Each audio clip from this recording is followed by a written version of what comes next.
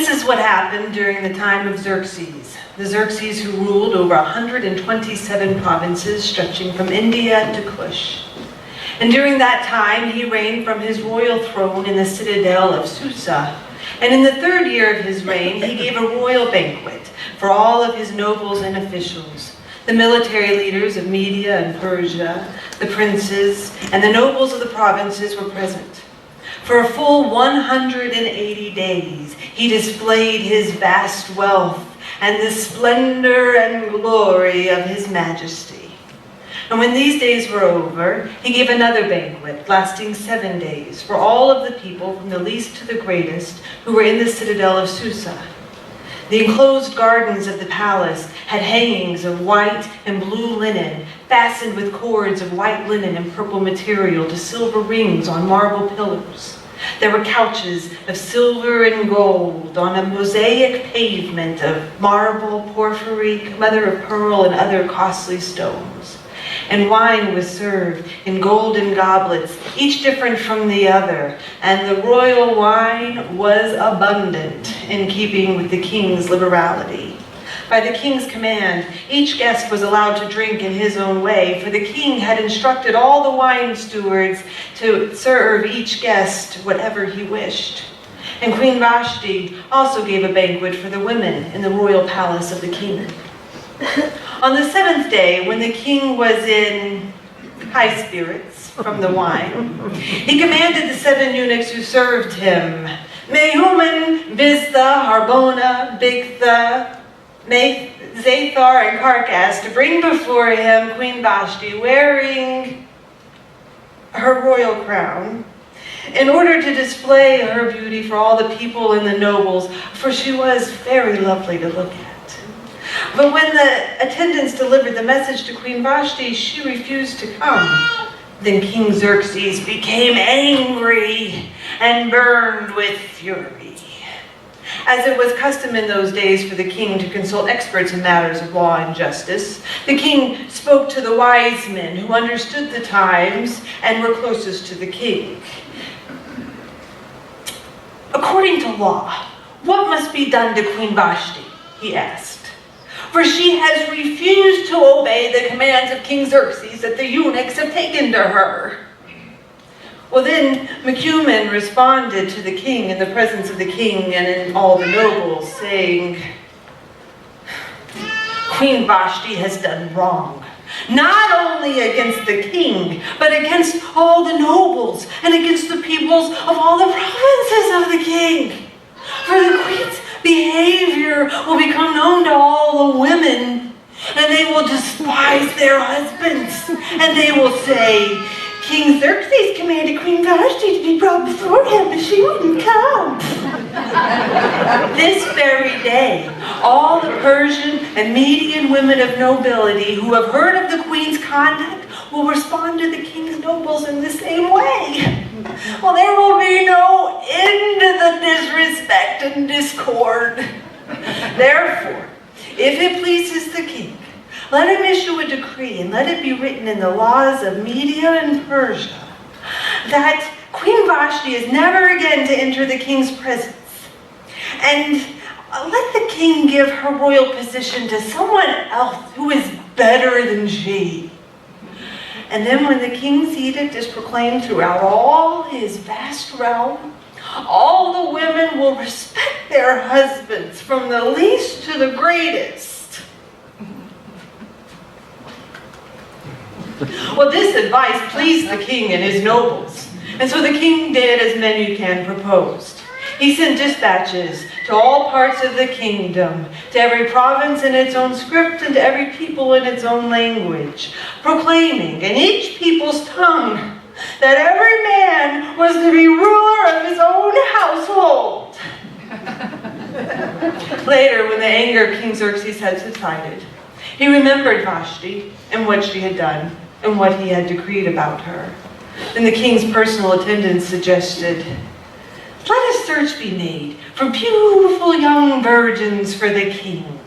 And let the king appoint commissioners in every province of his vast realm to bring these beautiful girls into the citadel of Susa. Let them be placed under the care of Haggai, the king's eunuch who's in charge of the women, and let beauty treatments be given to them. And then let the girl who pleases the king be made queen instead of Vashti. Well, this advice appealed to the king, so he followed it. Now there was in the citadel of Susa a Jew of the tribe of Benjamin named Mordecai, the son of Jair, the son of Shimei, the son of Kish, who had been carried away into captivity from Jerusalem by Nebuchadnezzar, king of Babylon. Among those taken captive was Jehoiachin, king of Judah. Now Mordecai had a cousin named Hadassah, whom he had brought up since she had neither father nor mother.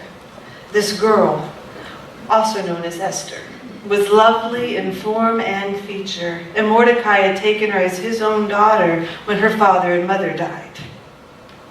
When the order and edict of the king was proclaimed, many beautiful girls were brought into the citadel of Susa, and Esther also was placed in the royal palace of the king and put under the care of Haggai, the king's eunuch who was in charge of the harem.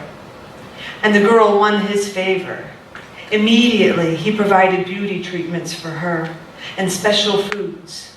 He assigned to her 7 maids selected from the king's palace and moved her and her maids to the best part of the harem. Now Esther had not yet revealed her family background and origin, for Mordecai had forbidden her to do so. Every day, Mordecai walked back and forth near the courtyard of the harem to find out how Esther was and what was happening to her. Before a girl's turn came to go before the king, she had to undergo 12 months of beauty treatments prescribed for the women. 6 months with oil of myrrh, and 6 months with perfume and cosmetics. And this is how she would go to the king. Anything she wanted was given to her to take with her from the harem to the palace. In the evening, she would go there, and in the morning, she would return to another part of the harem, to the care of Ashgaz, the king's eunuch who was in charge of the concubines. She would not return to the king's presence unless he was pleased with her and summoned her by name. When the turn came for Esther to go before the king, she asked for nothing other than what Haggai suggested. And Esther won the favor of everyone who saw her. She was taken to King Xerxes in the royal residence in the 10th month, the month of Teves, in the 7th year of his reign. And King Xerxes was attracted to Esther more than to any of the other women, and she won his favor and approval more than any of the other virgins. So he set a royal crown on her and made Esther queen instead of Vashti. He gave a royal banquet for all of his nobles and officials and distributed gifts with royal liberality. When the virgins were assembled a second time, Mordecai was sitting at the king's gate. But Esther had not revealed her family background and origin, just as Mordecai had told her to do, for she continued to follow his instructions just as she had done as he was bringing her up. During the time that Mordecai was sitting at the king's gate, Bigthana and Teresh, 2 of the king's officials who guarded the doorway, became angry and conspired to assassinate King Xerxes. But Mordecai overheard the plot and told it to Queen Esther, who in turn reported it to the king. And when the report was investigated and found to be true, the 2 officials were hanged on the gallows. All of this was recorded in the Book of Annals in the presence of the king. After that time, the king honored Haman, the son of Hammedatha the Agagite, elevating him and placing him on a seat of honor higher than that of any other noble or official. All the king's officials at the king's gate knelt down and gave honor to Haman, for the king had commanded this concerning him. But Mordecai would not kneel down or pay him honor. The royal officials at the king's gate asked Mordecai, "Why do you disobey the king's commands?" Day after day they spoke to him, but Mordecai refused to comply. So they told Haman about it, to see if Mordecai's behavior would be tolerated, for he had told them that he was a Jew. And when Haman saw that Mordecai neither knelt down nor paid him honor, he was enraged. Yet having learned who Mordecai's people were, Haman scorned the idea of killing only Mordecai. Instead, Haman looked for a way to destroy all of Mordecai's family, the Jews, throughout the entire kingdom of Xerxes. In the 12th year of the reign of King Xerxes, in the first month, they cast the pour, which is the lot, in the presence of Haman to determine a day and a month. And the lot fell on the 13th day of the 12th month, the month of Adar. And Haman said to King Xerxes, "There is a certain people scattered and dispersed among the peoples of your vast provinces, whose customs are different than those of any other people, and who do not obey the king's laws. It is not in the king's best interest to tolerate them. Therefore, let a decree be issued to destroy them, and I will put 10,000 pieces of silver in the royal treasury for the men who will carry this out." The king removed his signet ring from his finger and gave it to Haman, the son of Hammedatha the Agagite, the enemy of the Jews. "Keep the money," he said, "and do with the people as you please." Then, on the 13th day of the first month, the royal secretaries were summoned. And they wrote in the script of all the peoples and in the language of all the provinces all the orders of Haman to the king's satraps, the governors, and the nobles of the various provinces. These were written in the name of the king and sealed with his own ring. Dispatches were sent by couriers to all the provinces with the orders to kill, annihilate, and destroy all the Jews, young and old, women and little children, on a single day, the 13th day of the 12th month, the month of Adar. A copy of the text of the edict was to be issued as law in all the provinces and made known to the people of all nationalities so that they would be ready on that day. Spurred on by the king's command, the couriers went out to all the provinces, and this edict was issued in the citadel of Susa. The king and Haman sat down to drink, but the city of Susa was bewildered. When Mordecai heard of all that had been done, he tore his clothes and put on sackcloth and ashes and went out into the city streets, wailing loudly and bitterly. In every province to which the order and edict of the king came, there was great mourning among the Jews, with fasting, weeping, and wailing. Many lay in the streets in sackcloth and ashes. When the eunuchs and maids of Esther came to her and told her about Mordecai, she was in great distress. She sent to him clothes to wear instead of the sackcloth, but he would not accept them. So Esther summoned Hathach, the king's eunuch who was assigned to attend her, and ordered him to go to Mordecai and find out what is troubling him and why. So Hathach met with Mordecai at the king's gate. And Mordecai told him everything that had been done to him, including the exact sum of money that Haman had promised to pay into the royal treasury for the destruction of the Jews. He also gave to him a copy of the text of the edict to show to Esther and explain it to her. And he told him to urge her to go before the king and plead with him for her people. So Hathach returned to Queen Esther and reported to her everything Mordecai had said. Then Esther instructed him to say this to Mordecai: "All the royal officials and the people of the royal provinces know that for any man or woman who goes into the presence of the king without being summoned, the king has but one law, that he be put to death. The only exception to this is if the king were to extend to him his gold scepter and spare his life. But it has been 30 days since I have been called to go to the king."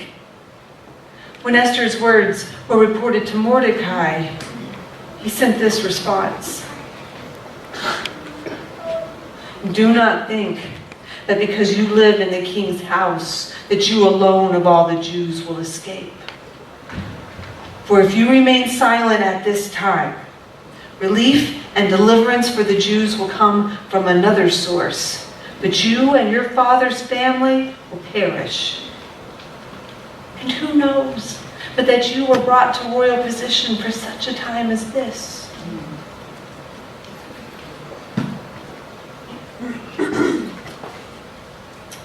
So Esther responded, Go and gather all the Jews who are in the city of Susa and fast for me. Do not eat or drink anything for 3 days, night or day. I and my maids will fast as you do. And when this is done, I will go to the king's presence, even though it is against the law. And if I perish, I perish. So Mordecai went out and carried out all of Esther's instructions. And on the 3rd day, Esther dressed herself in her royal robes and went and stood in the inner court of the palace in front of the king's hall. The king was seated on his royal throne in the hall facing the entrance. And when he saw Esther, he was pleased with her and extended to her his royal scepter. Esther approached and touched the tip of it. "What is it, Queen Esther?" he asked. "Anything you want, and it will be given to you, even up to half the kingdom." "If it pleases the king," Esther responded, "let the king and Haman come to a banquet today that I will prepare for them." "Bring Haman at once," the king ordered, "so that we may do what Esther has asked." So the king and Haman went to the banquet that Esther had prepared. And as they were drinking their wine, the king asked Esther, "Now, what is it, Queen Esther? What is your request? It will be given to you, even up to half the kingdom, and it will be granted." Then Esther responded, "My petition and my request is this. If it pleases the king, and if I have found favor with the king, let the king together with Haman come tomorrow to a banquet I will prepare for them. Then I will answer the king's question." Well, Haman went out that day happy and in high spirits. But then he saw Mordecai sitting at the king's gate and observed that he neither rose nor showed fear in his presence. And so Haman was filled with rage against Mordecai. Nevertheless, Haman restrained himself and went home. Calling together Zeresh, his wife, and all his friends, he boasted about his vast wealth and his many sons, and all the ways that the king had elevated him above all the other nobles. "And that is not all," he added, "for I am the only person Queen Esther has invited to come to the banquet she prepared for the king, and she's invited me along with the king tomorrow." But all of this gives me no satisfaction as long as I see that Jew Mordecai sitting at the king's gate. Ugh.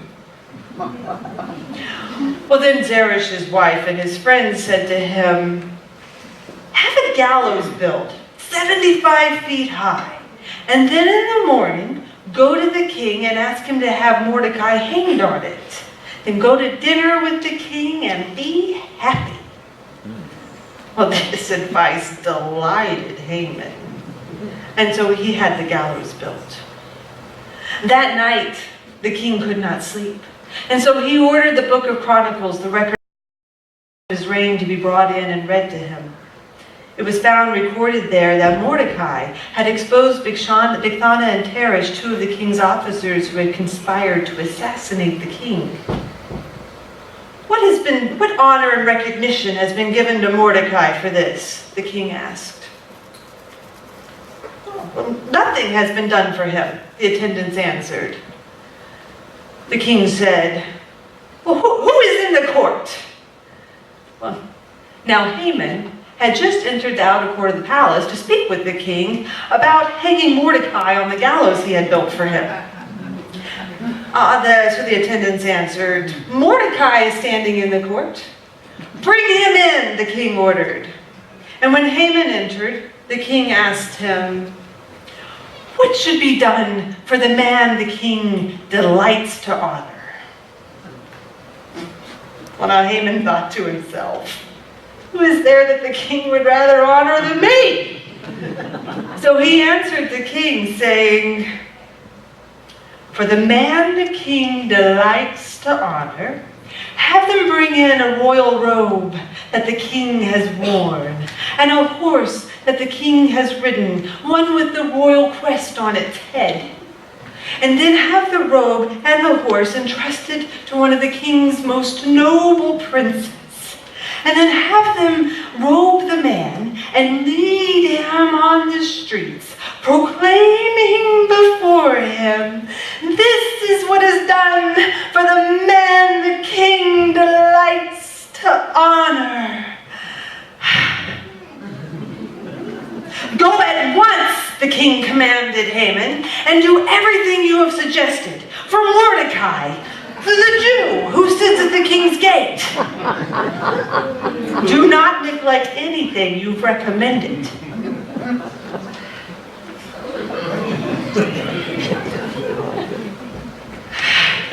So Mordecai got the robe and the horse, and Haman got the robe and the horse. How weird is that? Haman got the robe and the horse, and he robed Mordecai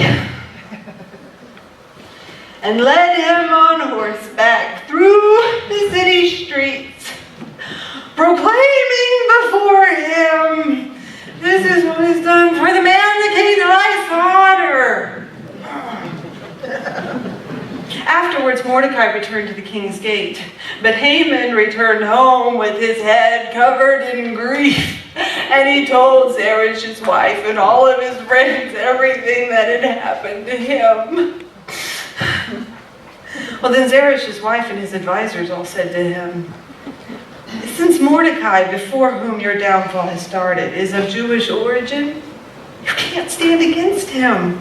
You will surely come to ruin." While they were still talking to him, the king's eunuchs arrived and hurried Haman away to the banquet that Esther had prepared.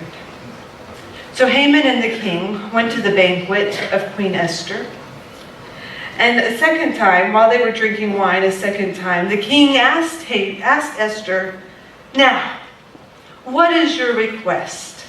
Anything you ask will be given to you, even up to half the kingdom, and it will be granted." And Esther answered, "If I have found favor in your eyes, O king, and if it pleases your majesty to grant my request, grant me my life, this is my petition, and spare my people, this is my request. For I and my people have been sold into destruction and slaughter and annihilation. If we had merely been sold as male and female slaves, I would have kept quiet, for no such distress justifies disturbing the king." Well, then King Xerxes asked Queen Esther, "Who has done this? Who would dare do such a thing?" And Esther said, "The adversary and enemy is this vile Haman." Well, then Haman was terrified in the presence of the king and the queen. The king rose in a rage, left his wine, and went out to the royal palace garden. But Haman, realizing the king had already decided his fate, stayed behind to beg Queen Esther for his life. And just as the king was returning from the palace garden to the banquet hall, Haman was falling across the couch where Esther was reclining. And the king exclaimed, "Will he even molest the queen while she is with me in the house?" As the words were coming out of the king's mouth, they covered Haman's face. And then Harbona, one of the eunuchs who attended the king, said, "A gallows, 75 feet high, stands by Haman's house. He had it built for Mordecai, who spoke up to save the king." And the king said, "Hang him on it." So they hanged Haman on the gallows he had prepared for Mordecai, and the anger of the king subsided. That same day, King Xerxes gave to Queen Esther the estate of Haman, the enemy of the Jews. And Mordecai came into the presence of the king, for Esther had told him how he was related to her. And the king took the signet ring, which he had reclaimed from Haman, and gave it to Mordecai. And Esther appointed Mordecai head of Haman's estate. Then Esther again pleaded with the king, falling at his feet and weeping, begging him to undo the evil plans of Haman the Agagite that he had devised against the Jews. And the king extended to her his royal scepter, and Esther arose and stood before him. "If it pleases the king," she said, "and if he regards me with favor, and if it seems the right thing to do, and if he's pleased with me, then let issue an order undoing the plans of Haman the Agagite, the son of Hammedatha, which he devised against the Jews to destroy them in all the king's provinces. For how can I bear to see the destruction of my people? How can I bear to see disaster fall on my family?" Then the king replied to Queen Esther and to Mordecai the Jew, saying, "Because Haman attacked the Jews, I have given his estate to Queen Esther and have hanged him on the gallows. Now, write another order in my name and in behalf of all the Jews as seems best to you, and seal it with my ring, for no document written in the king's name and sealed with the king's ring can be revoked." Immediately, all the royal secretaries were summoned, and they wrote in the script of each people and in the language of each province all of Mordecai's orders to the Jews, to the satraps, to the governors, and to the nobles of the 127 provinces stretching from India to Cush. Mordecai wrote in the name of King Xerxes and sealed the dispatches with the king's ring, and sent them on mounted couriers who rode fast horses especially bred for the king. The king's edict gave the Jews the right to assemble and to protect themselves, to kill, destroy, and annihilate any armed forces from any nationality or province that might attack them or their women and children, and to plunder the property of their enemies. The appointed day for the Jews to do this was on the 13th day of the 12th month, the month of Adar. A copy of the text of the edict was to be issued as law in all the provinces and made known to the people of all nationalities, so that the Jews would be ready on that day to avenge themselves on their enemies. Mordecai left the king's presence that day wearing a royal robe of blue and white and a robe of fine purple linen. In the citadel of Susa, they gave a celebration. For the Jews, it was a time of joy and gladness, and they celebrated with feasting and celebration. Many people of different nationalities became Jews, for the fear of the Jews had seized them. The Book of Esther, chapters 1 through 8, the word of the Lord to his people.